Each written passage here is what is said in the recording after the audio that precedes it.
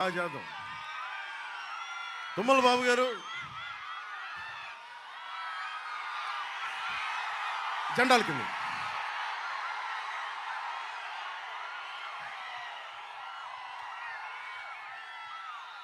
ఉచిత పథకాల కోసం కాదు, ఉపాధి కోసం. ఎందుకు కూటమి ప్రభుత్వం రావాలి?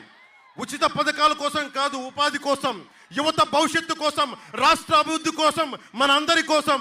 ఆ నిర్ణయం మీ అందరి చేతుల్లో ఉంది.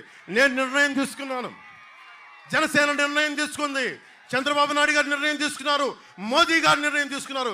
ఇక నిర్ణయం తీసుకోవాల్సింది మీరే. మీ భవిష్యత్తు మీ చేతుల్లోనే ఉంది. ఇందాకే అడిగా, వ్యవసాయ శాఖ మంత్రి, గతంలో మంత్రిగా పనిచేసిన కన్నబాబు గురించి అడిగా. ఇదే వైఎస్ జగన్, మీరందరూ అభిమానించే మెగాస్టార్ చిరంజీవి గారిని వైఎస్ జగన్ అవమానం చేస్తే, వైఎస్ జగన్ లోపలికి పిలిచి, ఆఫీస్కి పిలిచి, ఆయనకి సంబంధం లేదు ఈ పనులన్నీ. సినిమాకు సంబంధించిన యాక్టరే, ఆయనకి ట్రేడ్తో సంబంధం లేదు. అలాంటి వ్యక్తిని వైఎస్ జగన్ మహేష్ బాబు గారిని, ప్రభాస్ గారిని, ముగ్గురిని పిలిచి అందరూ ఆయన ముందు చేతులు కట్టుకోవాలంటే జగన్ ముందు. జగన్ దిగొచ్చాడా? డిస్టర్బ్ చేయదా? ఏ బాబు పక్కరా, పక్కరా. ఇది అబ్బాయిని పిలు, నువ్వు దిగు. నువ్వు దిగు.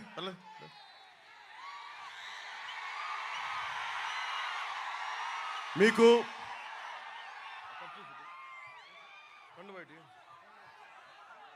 మీరు కండువాలు విసిరేస్తే ఏమైపోద్దంటే అది మీ హీరోయిజం అనుకుంటున్నారు, మీ సరదా అనుకుంటున్నారు. నేను మీ భవిష్యత్తు కోసం ఉన్నాను ఇక్కడ. దించేది ఇది విప్లవానికి సంకేతం అమ్మా. ఇది ఆ జెండాలు దించే చెప్తా. జెండా దించు, అది కూడా దించే. చూశాను కదా, చెప్పాను కదా, దించేసే. అది కూడా దించే. ఇది విప్లవానికి సంకేతం. ఇది నేను అది కూడా జెండా దించే, అదే దించే, ఆ జెండా దించే చాలు. మీరు వినాలి మాట. గుండెలు కొట్టుకుంటే సరిపోదు, ఓటు వేయాలి. ఇది నాకు సరదా కాదు, మీ అందరి చేత నేను మీకోసం మాట్లాడుతున్నా. నేను దాదాపు 70 కోట్ల పైన ట్యాక్స్ కట్టాను, ఇన్కమ్ ట్యాక్స్ కానీ, జిఎస్టీ కానీ. నా సత్తా అది. నేను మీ ఇంత ఒక పనికి మాలిన సన్నాసులందరి చేత మాట అనిపించుకుంటున్నాను. నేను దేనికి నా కష్టాల్లో ఉన్న మనిషికి భుజం కాయడు నాకు నా ప్రవృత్తి. అది జగన్కి దోచేయటం ప్రవృత్తి ఎట్లాగో, చనమల శెట్టి సునీల్కి పార్టీలు మారటం ఎట్లాగో, నా కష్టంలో ఉన్న మనిషికి నిలబడటం అలా. నాకు మీరు డైవర్ట్ చేయకండి. మీరు ఈ కర్చీఫ్లు ఉత్సాహం ఉండాలి. మీరు బైకుల్లో వెళ్ళినా వెళ్ళినా, మీరు ఎన్ని చేసినా నా ముందుగా చేయాల్సింది మీ ఉత్సాహాన్ని ఒక నిర్మాణాత్మక రూపంలో, నిర్మాణాత్మకంగా అది ఒక శక్తిగా అవ్వాలి. నేను మీలాగా కూర్చొని మీ వయసులో నేను అన్ని ఉత్సాహం చూపించా. ఒక కరాటే నేర్చుకున్నా, ఒక ½ టన్ను చేస్తూ గుండెల మీద కొట్టుకుని బద్దలు కొట్టించుకున్నా, నేర్చుకున్నా, సాధన చేశా. ఈ రోజున మీ వీరందరూ గుండెల్లో ఉన్నానంటే నేను చేసిన సాధన. నేను నిజంగా చెప్పాలంటే సరదా ఉండాలి, హుషారు ఉండాలి. కానీ అది ఎలా ఉండాలంటే మన భవిష్యత్తు బాగుండాలి. మీకోసం పవన్ కళ్యాణ్ అనే వ్యక్తి ఎందుకు వస్తాడు? మీ భవిష్యత్తు కోసం కాదా? అరే నేను 200 కోట్లు సంపాదించాను లాస్ట్ 5 సంవత్సరాల్లో. ఇంత సంపాదించి కూడా ఎందుకు తిట్లు తింటాను?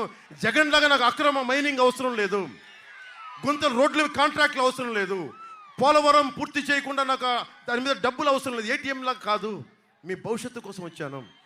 30,000 మంది ఆడబిడ్డలు ఈ రాష్ట్రంలో, 30,000 మంది ఆడబిడ్డలు అదృశ్యమైపోతే ఒక్కడు మాట్లాడు, ఒక్క వైసీపీ ఎమ్మెల్యే మాట్లాడు. మానభంగానికి గురైతే ఆడబిడ్డలు కూర్చోబెట్టి 1-2 రేపులు జరుగుతాయండి, దానికి పట్టించుకోవాల్సిన ఏముందని వైసీపీ మహిళా మంత్రులు అంటారు. నాకు బాధ కలుగుతుంది. మన ఇంట్లో బిడ్డలకు జరిగిన బాధ ఉంటుంది నాకు. నేను మీకోసం వచ్చాను. 30,000 మంది ఆడబిడ్డలు పోతే ఎదిలిపోవాలి. మనందరం కూర్చొని హుషారుగా ఉంటే సరిపోదు. మార్పు కోసం మీరు గొడవలు పెట్టుకోకర్లా. ఇదే చెప్తాను, గొడవలు పెట్టుకోకర్లా. ఓటు వేయాలి, మీరు నిలబడాలి. మీరు